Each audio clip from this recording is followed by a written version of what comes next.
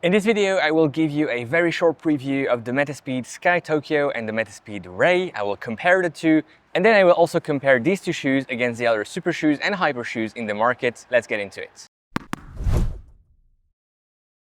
Hey everyone, and welcome back on the channel. My name is Alex. In today's video, we are previewing two Asics shoes, the brand new Asics Metaspeed Sky Tokyo and the brand new Asics Metaspeed Ray.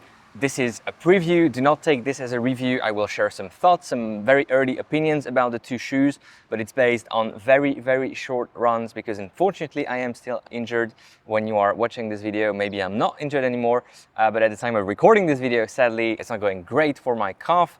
So the running with these two shoes has been very limited, and what I'm sharing with you is definitely more on the preview, first impression side of things, and not a full review, which will come on the channel later on in July and August when these two shoes release. And that's a great segue to go into the specs. The release date for the Metaspeed Sky Tokyo is July 25, 2025 for $265 to 70 euros. And the release date for the Metaspeed Ray is August 12, 2025 for 300 euros and $300. In terms of specs, the two shoes have similar specs when it comes to the sag height: 39.5 in the heel, 39.5 in the heel, 34.5 in the forefoot, 34.5 in the forefoot, 5 millimeters drop, 129 grams for the size US 9 for the Metaspeed Ray. This is groundbreaking, super lightweight in terms of weight for an Asics shoe, but in the market in general, this is the lightest shoe widely available when it releases in August on the market, lighter than the Evo 1, Evo 2 from Adidas. And 170 grams for the Metaspeed Sky Tokyo. The Edge Tokyo, it's not with us here. The difference is, the positioning of the foams, the shape of the plate. The rest is pretty much the same when it comes to the specs. Also 170 grams for the Edge Tokyo if you're interested in that one. Let's start with the Sky Tokyo. The Sky Tokyo has a dual foam setup with FF Turbo at the top and FF Leap at the bottom. FF Leap is the white foam, FF Turbo is the slightly yellowish, creamy type of color foam. The plate is very flat, and this is a shoe made for stride runners, runners who increase their stride length more than their cadence, proportionally more than their cadence at faster paces. Let's start with the upper Motion Wrap 3.0. It's a nice material, it seems to be very sturdy, however the fit was not ideal. I had to go for a runner's knot in order to get a better lockdown in the midfoot. I found it a bit sloppy in terms of fit, definitely on the wider side of things and also on the lengthier side of things. Yesterday I tried half a size down. This is a US 11. Yesterday I tried a US 10.5. And if I were to buy them, I would probably go for a US 10.5. So, if you're considering these shoes, maybe check them out in a store in July when they're available, because maybe size-wise you might need to go half down as well. The heel cup is relatively pliable if you push a bit on it. The sock liner insole is glued in, but you can remove it if you pull on it. So it's not very well glued in. The laces are nicely textured laces. The tongue is super thin, very minimal, but I didn't have any lacing pressure. The heel counter is actually okay, but the fit itself, I think, is not ideal. How can you recognize this compared to the Sky Paris? Well, the heel shape is very different, and like I said, the dual foam setup should also give it away. If you see this shoe in the wild, you should definitely notice the two different colors here with the foams. How does it ride compared to the Sky Paris? Well, very hard to tell because I don't remember running in the Sky Paris in the recent weeks, recent month, and I would need to do proper A/B testing. But this felt like a bit softer, probably compared to the Sky Paris, but definitely in that Metaspeed vibe. I could tell that I was running in a Metaspeed. Would I be able to say that this was a Metaspeed Sky Tokyo and not a Metaspeed Sky Paris? Hard to say, to be honest. The fit would probably give it away, and that's how I would probably guess. But based on the midsole, I don't think it's dramatic enough based on my memories to tell. It feels softer.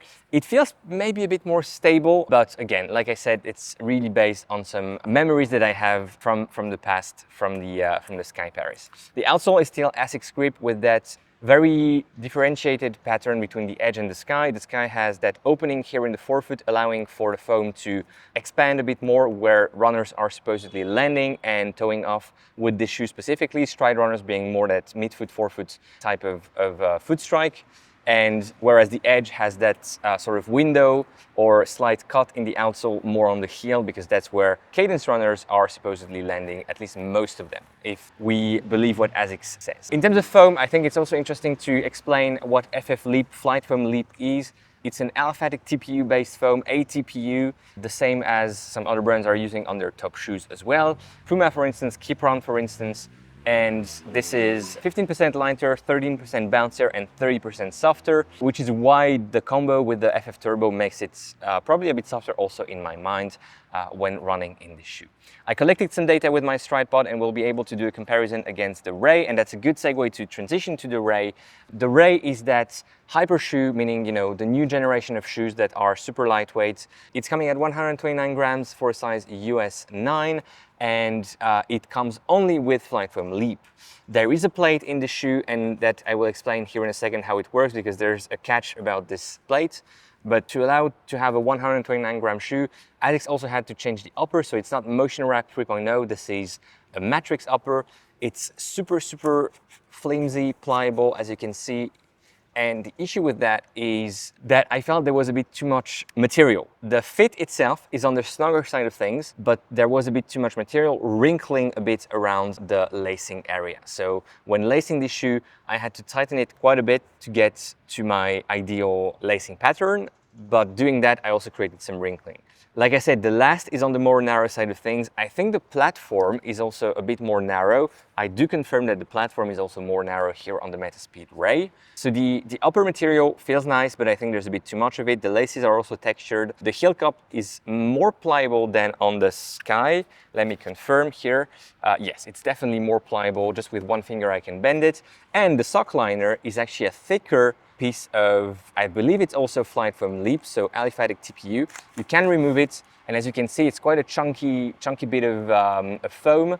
Yeah, it looks a bit like the insert, the drop-in midsole construction from the own Cloudboom Strike, with that similar pattern here in the forefoot, probably adding some grip where you need it when towing off. Now, very interestingly, when you remove this, you can actually see the carbon plates inside the shoe. So the carbon plate starts somewhere around here and ends somewhere around here.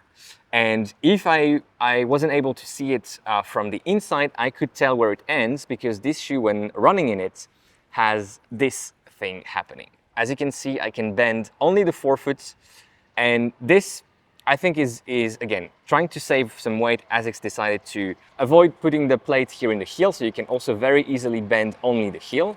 You can also very easily bend the forefoot. And doing that, you know, is great to reduce weight, but it creates a couple of issues, or things at least. I don't know if it's issues based on the very limited running that I had in the shoe.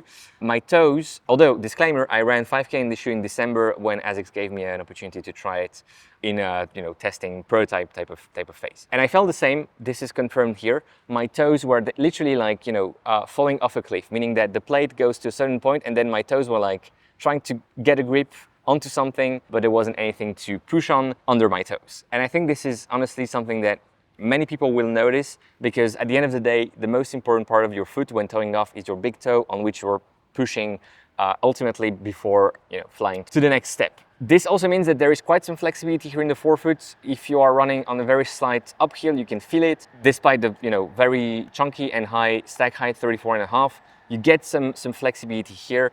And I think, you know, if you also want to be on your toes, this will work quite well. But like I said, you will also experience that sort of toe hanging in the void. This shoe also feels probably the softest foam I have ever tried, even softer than Incrediron on the Saucony Endorphin Elite 2. Very soft. It doesn't give back much in terms of energy return. I feel like it's, you know, probably best for people who are lightweight and very dynamic on their toes, on their forefoot, very snappy step after step. If you're heel striking, I think you can forget about it, because it's very unpleasant to heel strike in the shoe. It's not very pleasant to jog in the shoe either.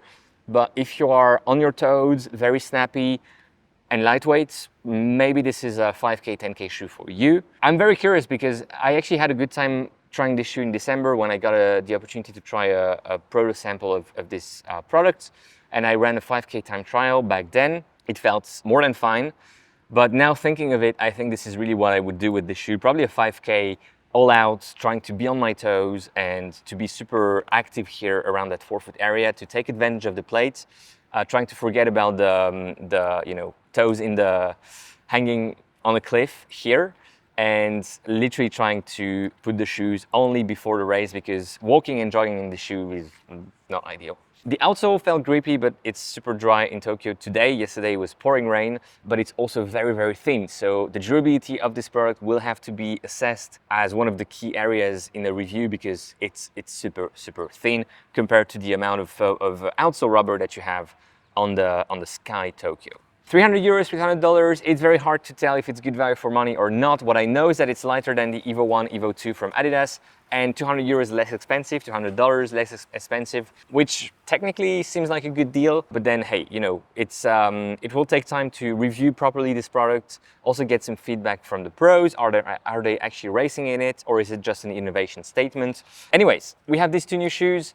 Thanks all for watching. If you have any questions, let me know in the comments, and let's do a review when I'm not injured and when I have these shoes in the office in June, July, August, or later on in the year. Thanks a lot for watching. See you soon.